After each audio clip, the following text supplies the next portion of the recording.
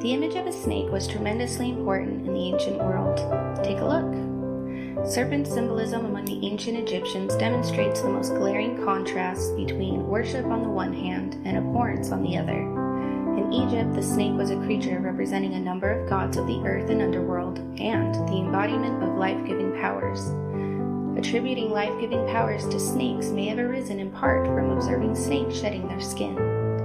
In Egyptian mythology, the snake survives when everything else is destroyed at the end of time. So snakes were strongly and continually associated with creation and eternal existence in the ancient Egyptian belief. A serpent biting its tail was a common Egyptian emblem for eternity, and in the Book of the Dead, a snake symbolizes resurrection. Cobra in ancient Egypt was Wajet, meaning green one, referencing it can give life as well. I should mention that evil deities were also depicted with snakes. Therefore, snakes seem to represent a sort of godhood. Pharaoh himself wore one on the front of his official headdress as a symbol of his own deity and sovereignty. Briefly moving outside of Egypt and Mesopotamia, Tammuz, the Sumerian god of spring and vegetation, bore the title Mother Great Serpent of Heaven. The Phoenicians, Greeks, and Romans worshipped the god of medicine in the form of a serpent for at least two reasons. First, the snake was the connecting link between the world of the quick and the dead. The serpent could give life or take it, let another creature live or cause it to die by invoking, as it were, a kind of instant judgment in deciding to strike or not. Second, the snake was the perfect model of regeneration and immortality, since it shed its skin every season. Moving to the New Testament era, duality in the symbol of the snake persisted. However, it seems there is more negative references.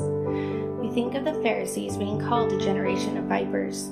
John wrote, "The old serpent, which is the devil and Satan." John also wrote, "As Moses lifted up the serpent in the wilderness, even so must the Son of Man be lifted up, that whoever believeth in him should not perish, but have eternal life."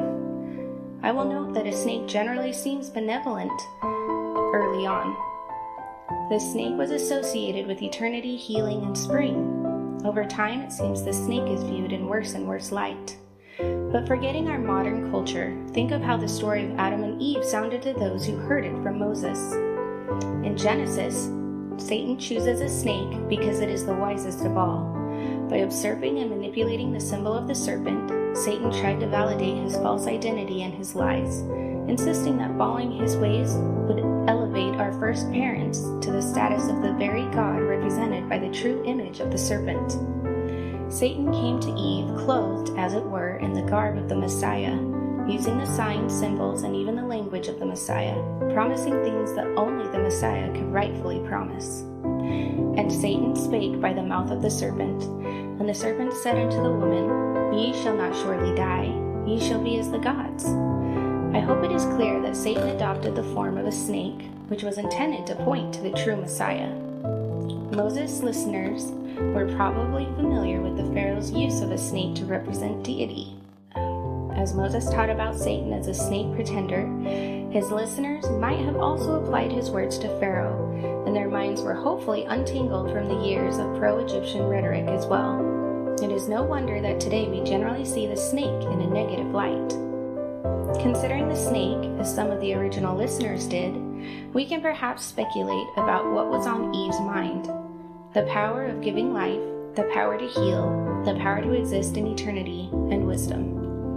One may say that Eve's culture was an Egyptian, and so my point is moot.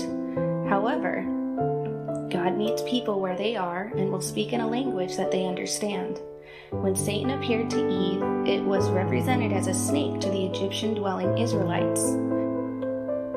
Of course, if we have any doubt of Eve's priorities, Eve tells us herself, "Were it not for our transgression, we never should have had children, and never should have known good and evil, and the joy of our redemption and the eternal life which God giveth unto all the obedient."